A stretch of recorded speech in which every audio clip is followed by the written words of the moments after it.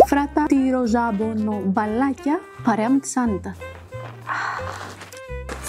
Και για κολατσιό στο σχολείο ή στο γραφείο. Σε 500 γραμμάρια φαρίνα θα ρίξουμε ένα αυγό, ένα κεσεδάκι γιαούρτι και 200 γραμμάρια λιωμένο βούτυρο, 200 γραμμάρια τυρί γκούντα και 150 γραμμάρια ψιλοκομμένο κοτοπουλάκι, παριζάκι, ό,τι θέλετε. Θα ρίξω αποξηραμένα άνηθο.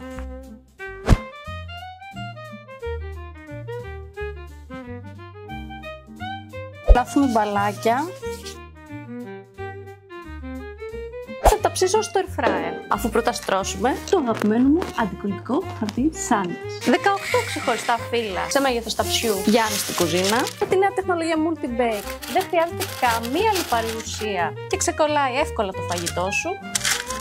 Και φυσικά αντέχει στις υψηλές θερμοκρασίες του air fryer, του φούρνου σου, του τηγανιού σου. Και πάμε να ψήσουμε για 15 λεπτά στους 200.